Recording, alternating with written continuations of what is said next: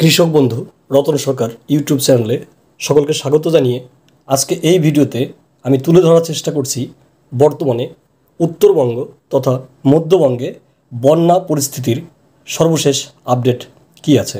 আজ এই ভিডিওর মাধ্যমে উত্তরবঙ্গ তথা মধ্যবঙ্গের মালদা এবং উত্তর দিনাজপুর এবং পাশাপাশি গাঙ্গেয় পশ্চিমবঙ্গ অর্থাৎ দক্ষিণবঙ্গ এবং আমাদের প্রতিবেশী দেশ বাংলাদেশের ভবিষ্যতে বন্যার সম্ভাব্য যে পরিস্থিতি তৈরি হতে চলেছে সেই বিষয়ে আমি আলোকপাত করব এবং এরই সাথে আগামী কয়েকদিন আবহাওয়াগত দিক থেকে পরিবেশ বা পরিস্থিতি কী পরিবর্তন আসতে চলেছে সেই বিষয়ে তুলে ধরব।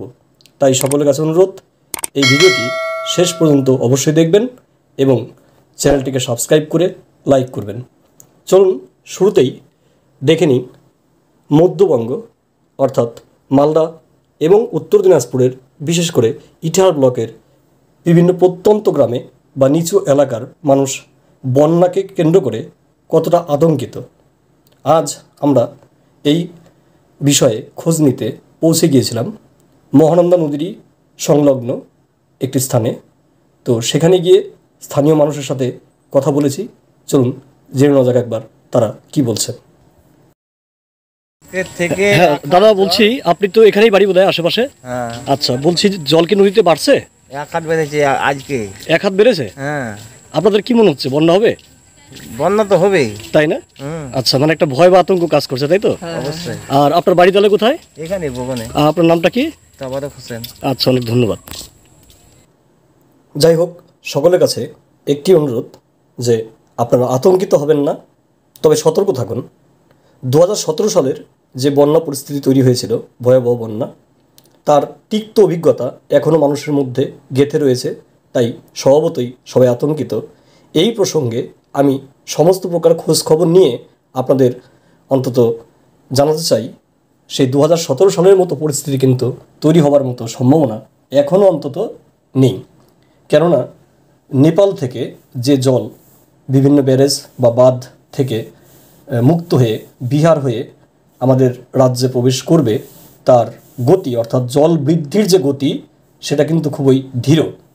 গত 12 থেকে 13 ঘন্টায় গড়ে 1 থেকে 1.5 ফিট এর মতো করে জল বেড়েছে। অর্থাৎ ওই হরকাবান বা হঠাৎ করে জল বেড়ে যাওয়ার যে প্রবণতা, সেরকম সম্ভাবনা নেই। তাছাড়া ইটাহারবাসীর জন্য একটি সুখবর দিয়ে রাখি, সেটি হলো এলেঙ্গিয়া বাঁধের বিপরীত পার্শ্বে অর্থাৎ বিহারের সাইডে যেদিকে জলের কারণে এখানে বন্যা পরিস্থিতি তৈরি হয়, সেই দিকের জলের সীমা এখন অনেকটাই নিচে, সেরকম আতঙ্কিত বা ভয়ঙ্কর পজিশনে পৌঁছায়নি। আর তাছাড়া এই বাঁধ না ভাঙলে সেরকম হরকাবানের কোনো সম্ভাবনা নেই। এবার চলুন জেনে নিই মালদা জেলার পশ্চিম অংশের কী অবস্থা। রতুয়া, মানিকচক, ভূতনি এই সমস্ত নিচু এলাকা গত বেশ কিছুদিন থেকে প্লাবিত, বরং এখন প্রত্যেক দিনই জল বৃদ্ধির পরিমাণ যেহেতু ঊর্ধ্বমুখী, তাই বন্যার রূপ আরও ভয়াবহ হচ্ছে। পাশাপাশি এবার চলুন জেনে নিই উত্তরবঙ্গের পরিস্থিতি। ভুটান এবং সিকিমে প্রবল বৃষ্টি ও ধস নামার ফলে যে অতিরিক্ত জল বিশেষ করে তিস্তা নদী হয়ে সমতলে প্রবেশ করছে, তার জন্য তিস্তা সংলগ্ন যে সমতল ভূমি তরাই ও ডুয়ার্সের কিছু অংশ, সেসব জায়গায় কিন্তু ধীরে ধীরে প্লাবনের মাত্রা বা প্লাবিত হওয়ার মাত্রা আরও ঊর্ধ্বমুখী। তাই আশেপাশের অঞ্চলের মানুষের কাছে অনুরোধ, আপনারা সতর্ক থাকুন এবং সজাগ থাকুন। এবার চলুন দেখে নিই তিস্তা, ব্রহ্মপুত্র এবং গঙ্গার এই জলবৃদ্ধির কারণে বাংলাদেশের বন্যা পরিস্থিতি কিন্তু আরও ভয়ঙ্কর দিকে যেতে পারে। একদিকে নেপাল, উত্তরপ্রদেশ, বিহার থেকে অতিরিক্ত জল ফারাক্কা গেট হয়ে বাংলাদেশে প্রবেশ করবে, অর্থাৎ পদ্মা নদীতে প্রবেশ করবে। পাশাপাশি তিস্তায় জলর তোর এখন অনেকটাই বেশি।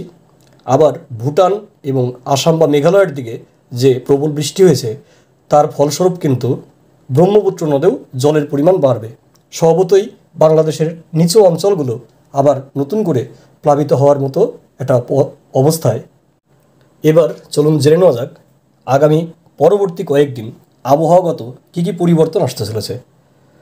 আগামীকালের পর থেকেই আমাদের উত্তর পূর্ব ভারতের বিভিন্ন রাজ্য এবং তৎসহ পার্শ্ববর্তী দেশ বাংলাদেশ, ভুটান এবং আমাদের সিকিম রাজ্য এবং নেপালে এক বিস্তীর্ণ অঞ্চল জুড়ে নতুন করে এক বর্ষার আবির্ভাব বা কিছুটা নিম্নচাপ ঘটিত কারণে প্রচুর জলীয় বাষ্প আসতে চলেছে। স্বভাবতই আকাশ মেঘলা থাকবে এবং বিচ্ছিন্ন আকারে, এককভাবে নয়, আবার আমি বলছি, একটানা বৃষ্টির সম্ভাবনা থাকছে না, তবে বিচ্ছিন্ন আকারে এলাকা ভেদে বিভিন্ন স্থানে কিন্তু মাঝে মধ্যেই মাঝারি বা কিছু কিছু স্থানে ভারী বৃষ্টি আগামী কয়েকদিন থেকেই চলবে।